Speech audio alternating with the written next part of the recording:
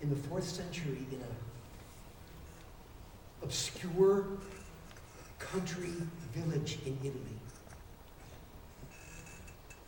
lived a follower of Jesus whose name was Telemachus. And one day he was working in his garden and he was praying, and he got the distinct impression that God was laying on his heart to travel to Rome, the capital city, the grandest city in the civilized world.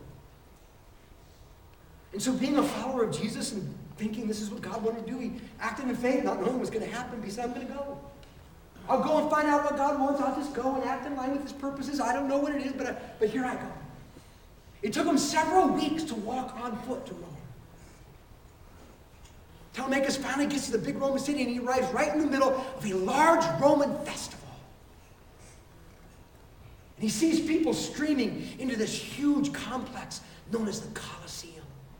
So he just gets in the crowd and he wanders in. And he gets a seat way on the upper part.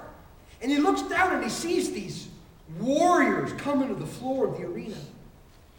And they all walk into the end where the Caesar is seated. And they all salute him. They say, Hail Caesar, we are about to die, salute you. Telemachus realizes they're going to kill each other for the entertainment of the crowd. And this little obscure peasant stands to his feet and shouts as loud as he can. In the name of Christ, stop. Nobody hears. So he makes his way down to the very front row. He cries out to the gladiators as loud as he can, in the name of Christ, stop. Nothing. He hops over the wall.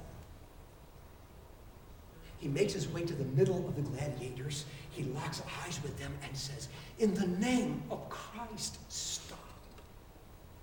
The crowd begins to think it's part of the act, and they all start to laugh. But he won't stop. Gladiator, in the name of Christ, stop. In the name of Christ, stop. The crowd realizes the guy is serious. And they begin to boo and to heckle because they become angry. And fed by the anger of the crowd, one of the gladiators pulls out his sword and spears Telemachus through.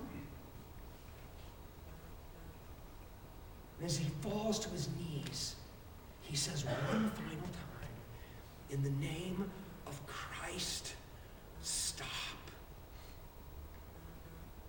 And he dies. The gladiators don't know what to do. This little, puny, innocent guy, dead at their feet. The crowd becomes silent.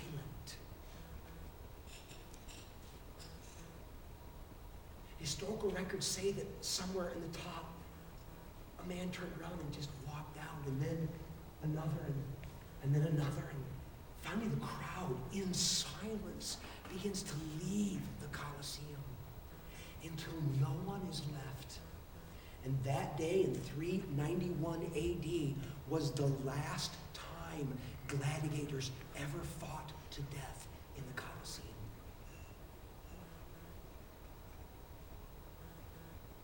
Telemachus had no storybook ending, but the purpose of God was advanced in a civilization.